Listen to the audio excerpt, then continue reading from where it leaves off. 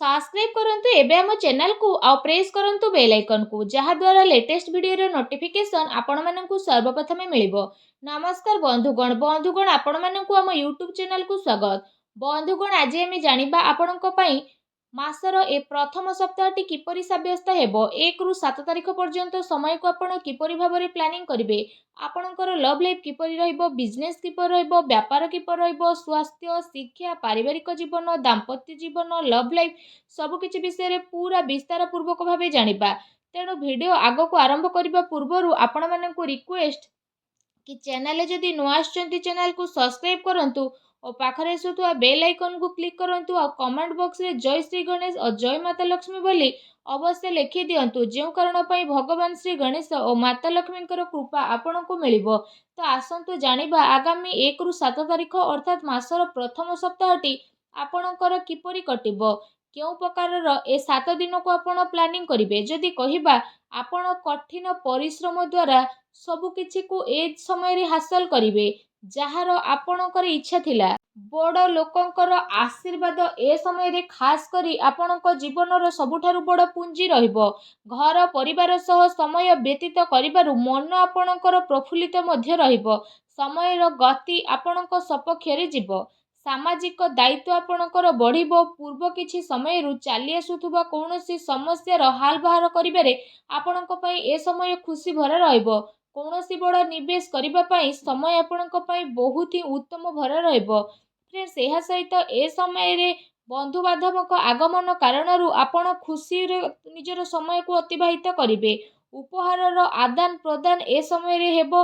आपणकर बजेट मध्य बिगिड़ी पारे किंतु पारिवारिक खुशी आगरे ए सबु को आपण भूली जिवे। युवा वर्ग निजर भविष्यत संबंधित योजना को काफी गंभीरतार सह नहीं मध्य जिवे। ता सहित किछि संवेदनशील तथा सोमहार रे जीवारे आपणकु अवसर मध्य प्राप्त हेबो तथा सम्मानर सहित आपणकर प्रतिटी इच्छा पूर्ण हेबो। संतान संबंधित कार्य जेमिति चाकरी ए सबु कार्यर योजना मध्य ए समय आपणकर सफल हेबो।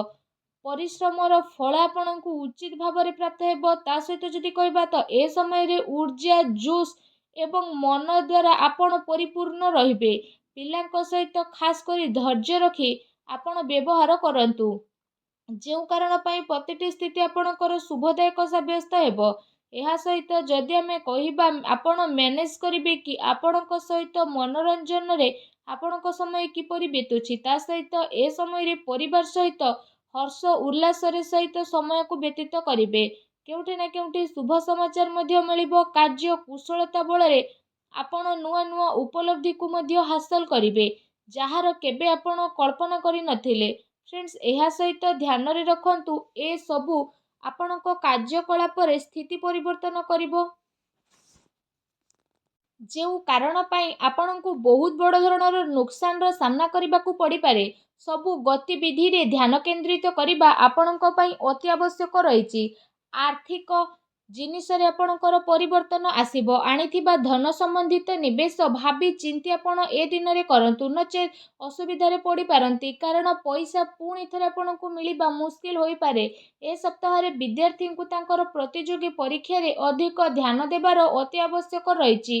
फ्रेंड्स एहा सहित जदि कहबा ए समय रे सबु किछि ठीक रही मध्य आपणकु केउठी ना केउठी असुविधार सामना करिबा पई पड़ी पारे किंतु आपण जदि चेष्टा करिवे तो सबु को परिवर्तन करि परिवे। केवल आपणको आपणको भावना क्रोध उपरे नियंत्रण रखिबार आवश्यकता रहिछि कारण यह प्रभाव रे किछि संबंध आपणकर खराब होई पारे किंतु शीघ्र ही परिस्थिति किछि एपरि प्रतीत हेबो जेउ कारण पई स्थिति रे परिवर्तन आसीबो।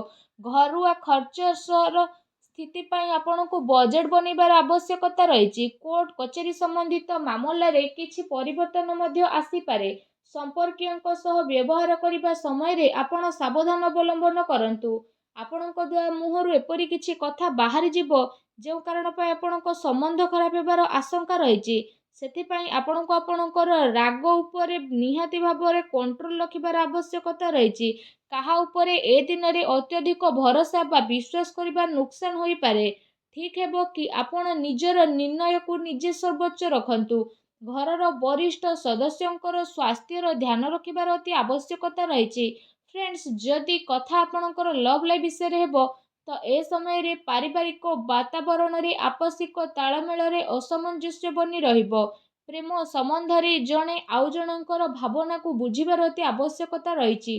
पति पत्नी भितर किछि ए समय नोकझोक मध्य होई पारे।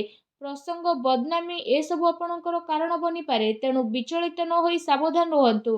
ता सहित ए सप्ताह काम कार्य चलुवा शिथिलतार प्रभाव पारिवारिक जीवन उपरे पड़िबा पई दियंतु नाही। जीवन साथी तथा पिलांकर पूर्ण सहयोग ए दिन आपको प्राप्त हेबो। ता सहित ए समय पारिवारिक सुख शांति मध्य बनी रहिबो। संतानक शिक्षा आउ क्यारियर संबंधित गतिविधि रे आपण सहयोग मध्य प्राप्त करिवे। घर परिवार रे आपसिक संबंध तथा प्रेम मध्य बनी करी रहिबो। विपरीत परिस्थिति कारण प्रेम संबंध प्रति उजागर रहिबार ए समय संभावना मध्य बनुछि। प्रेम जीवन दृष्टिकोण ए समय आपणक पई बहुत ही मिलाजुला साब्यस्त हेबा पई जाउछि। फ्रेंड्स जदि कथा आपणकर व्यवसाय कैरियर ऊपर रहिबो तो विशेष भाव में ए समय चाकरी शिक्षा आउ कारोबार रे जदि कहिबा अधिक परिश्रम करिबार आपणको आवश्यकता रहिछि। कार्य विस्तार संबंधित कौनसी भी योजना को कार्य रूप में परिणत करने पूर्व भल भाव विचार विमर्श ए सप्ताह आपण करंतु। विशेष भाव में चाकरी पेशा व्यक्तिविशेष माने कौनसी अपरिचित व्यक्ति व्यवहार करने समय सावधानता अवलंबन करंतु। काम कार्य को पूरा गभीरतार सह नेबा पई चेष्टा करंतु। ए समय विशेष करी यह ध्यान रखिबार आवश्यकता रहिछि कि केउठी आपणकर सिक्रेट लीक न हो जाऊ। ए सबुर विशेष सावधान रहंतु। पार्टनरशिप संबंधित व्यापारिक गतिविधि रे आपण नजर रखंतु। कौनसी प्रकार धोखा मध्य आपणकर होई पारे।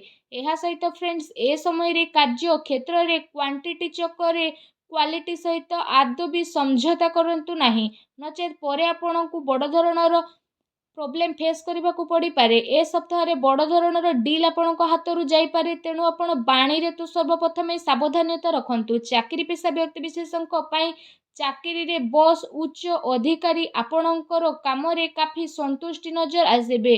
पदोन्नतिर मध्य संभावना बनुछि।